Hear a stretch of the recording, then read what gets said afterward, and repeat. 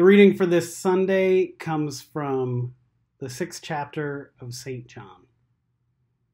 Sometime later, Jesus crossed over to the other side of the Sea of Galilee, that is, Lake Tiberias, and a huge crowd followed him, impressed by the signs he gave by healing sick people. Jesus climbed the hillside and sat down there with his disciples. It was shortly before the Jewish feast of Passover.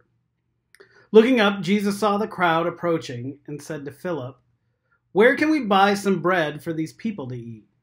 Jesus knew very well what he was going to do, but asked this to test Philip's response. Philip answered, "Not even with 200 days' wages could we buy loaves enough to give each of them a mouthful."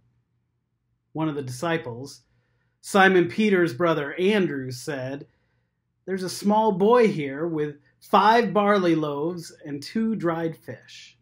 But what good is that for so many people?" Jesus said to them, "Make the people sit down." There was plenty of grass there, and as many as 5,000 families sat down. Then Jesus took the loaves, gave thanks, and gave them out to all who were sitting there. And he did the same with the fish, giving out as much as they could eat. When the people had eaten their fill, Jesus said to the disciples, "Gather up the leftover pieces so that nothing gets wasted." So they picked them up and filled 12 baskets with the scraps left over from the 5 barley loaves. The people, seeing this sign that Jesus had performed, said, "Surely this is the prophet who has come into the world." Seeing that they were about to come and carry him off to crown him as ruler, Jesus escaped into the hills alone. As evening approached, the disciples went down to the lake. They got into their boat, intending to cross to Capernaum, which was on the other side of the lake. By this time it was dark, and Jesus had still not joined them.